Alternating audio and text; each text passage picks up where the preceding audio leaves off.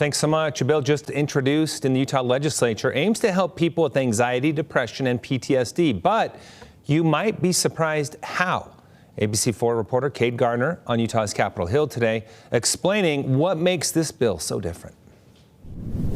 Patients are not criminals. That's what advocates and lawmakers alike are saying about one bill that would make psilocybin legal in Utah. Now, psilocybin is the drug that's found in what people often refer to as magic mushrooms. When we don't have enough, medical providers to address right now our mental health crisis that we have in our state, then let's bring other things to the table, and I think this is one of those. Senator Luz Escamilla is the sponsor for Senate Bill 200. I am by no means advocating, and I've been very vocal about recreational anything. The senator says the bill provides safeguards. Patients would only have access to the drug while at a clinic under the supervision of a provider who will have 80+ hours of training before being able to handle psilocybin. Utah has a profound mental illness crisis. We have a high suicide rate. We have a lot of people that are desperate for solutions. Connor Boyack is the president of Libertas Institute, which supports the bill. According to the Utah Department of Health, nearly a quarter of Utahns experience lifetime depression.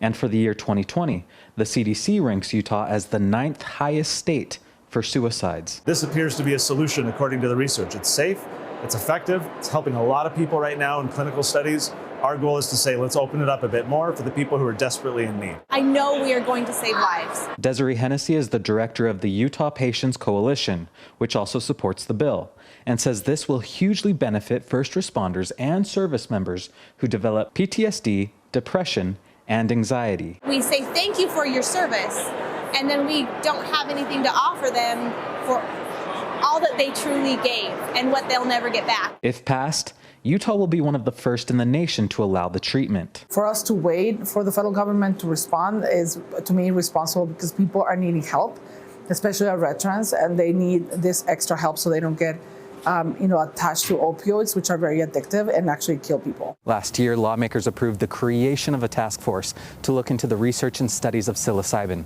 And now lawmakers like Senator Escamilla are positive the state can move forward safely to improve, if not save the lives of thousands of Utahns. Reporting from Capitol Hill, Kate Garner, ABC4 News. Kate, thank you. The bill establishes this as a pilot program that will be capped at 5,000 patients and study those patients over a 5-year period.